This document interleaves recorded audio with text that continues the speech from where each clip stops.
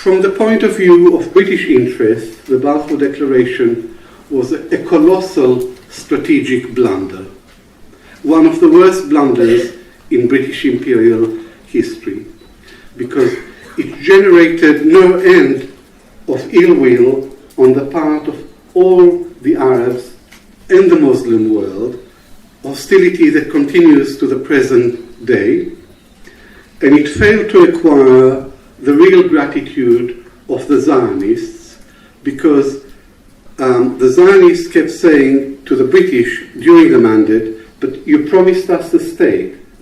But the British reply was, no, we didn't promise you a state, we promised you a national home, which is not the same thing. So in the end, Britain fell between the two stools.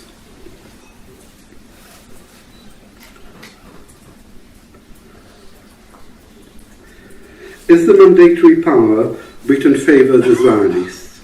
The first High Commissioner for Palestine was Sir Herbert Samuel, a Jew and an ardent Zionist who, as you heard from Dr. Abdallah earlier, in 1915 submitted to the Asquith cabinet a proposal for creating a Jewish state in Palestine.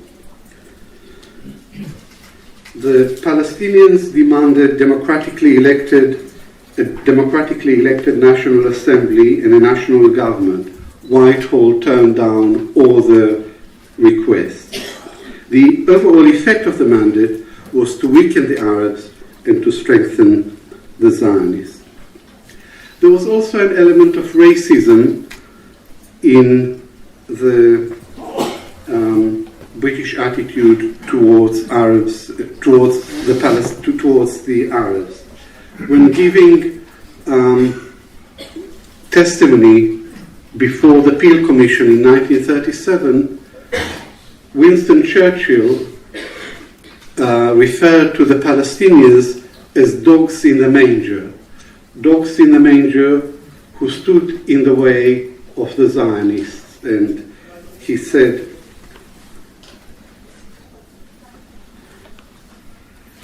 he castigated the Palestinians for not making way to a stronger race, quote, a stronger race, a higher grade race, a more worldly wise race, which has come in to take their place, unquote.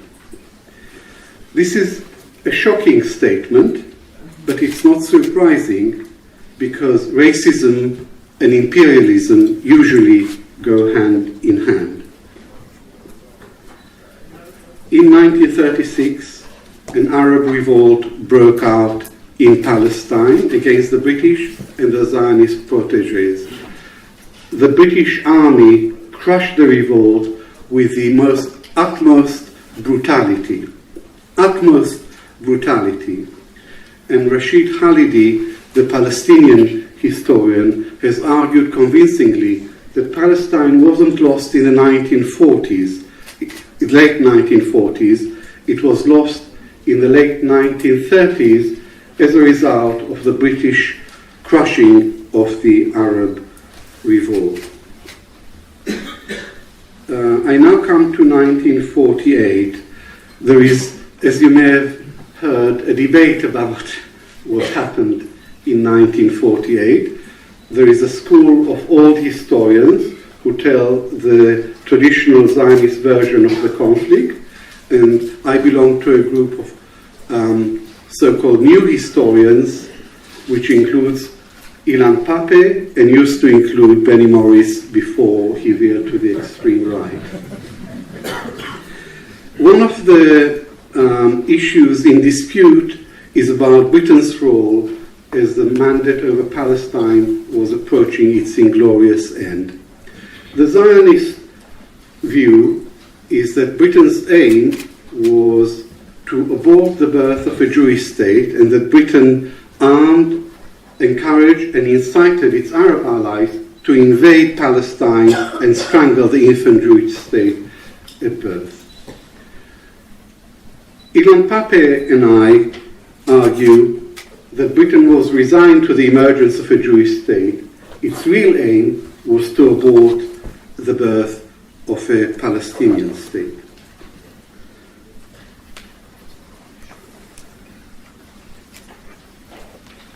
Hostility towards a Palestinian state was a constant factor in British policy during this period. A Palestinian state in British eyes was synonymous with a Mufti state, and therefore they did not want it. The key to British policy during this period was Greater Transjordan, to support King Abdullah's bid to grab the Arab part of Palestine, the West Bank, the heartland of what was to be the Palestinian state, and later to annex it to his kingdom. And one British official referred to Abdallah as a born land grabber.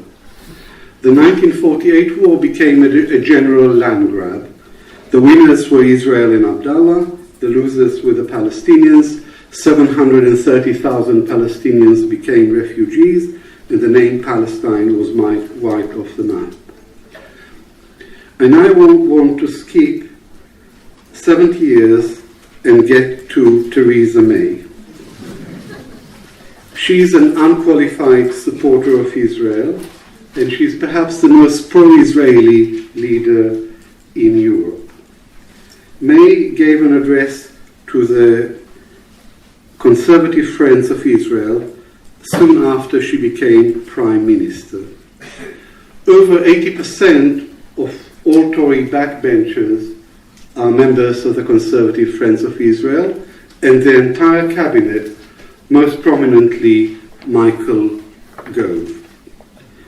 She described Israel as a remarkable country, a thriving democracy, a beacon of tolerance, an engine of enterprise, and an example to the rest of the world. She spoke of Israel as a country where people of all religions and sexualities are free and equal in the eyes of the law. My title for her speech would have been Theresa in Wonderland.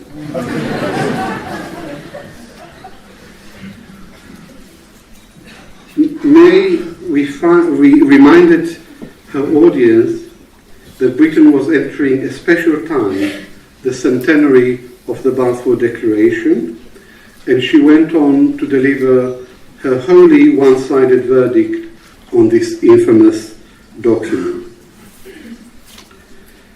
Quote, it is one of the most important letters in history, she said. It demonstrates Britain's vital role in creating a homeland for the Jewish people, and it is an anniversary we will be marking with pride, unquote.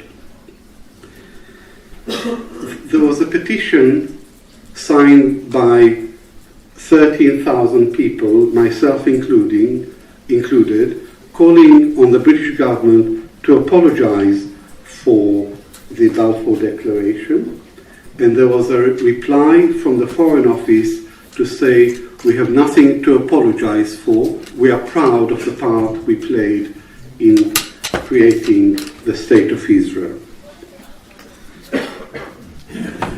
Boris Johnson has a different take to the Prime Minister. 2 years ago, he wrote that the Balfour Declaration was bizarre, a tragically incoherent document, and an exquisite piece of Foreign Office fudgerama.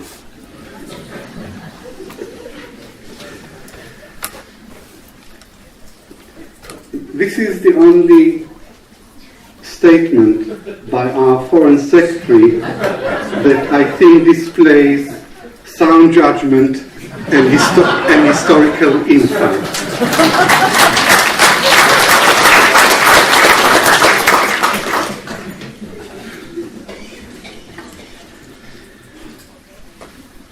My conclusion is that Britain's record in Palestine in the last 100 years was shameful and indefensible. In Palestine, Britain enabled a small minority to start the systematic takeover of the entire country. It's a sad story of double standards, broken promises, betrayals from Balfour to May. So if I were to give a piece of advice to the British government, it would be this: that the Foreign Secretary should give a major speech with a review of Britain's involvement in this conflict, which would start with an apology for the Balfour Declaration and end with a pledge to support Palestinian independence and statehood. This is not likely to happen, but I seriously think that the right thing for the British government to do today would be to recognize Palestine as a sovereign state and as a member of the United Nations. This would be a genuine contribution to a two-state solution to the conflict. This would not be a move against Israel, but on the contrary, in support of Israel. It would be a move to save Israel from itself. A Palestinian state in the occupied territories would enable Israel to preserve its character as both Jewish and democratic. I would further argue that an independent Palestinian state is an existential necessity for Israel. The alternative for Israel is to be an apartheid state. And this is not just a danger that Israel may become, this is the reality. Israel and the occupied territories is indisputably an apartheid state, apartheid regime.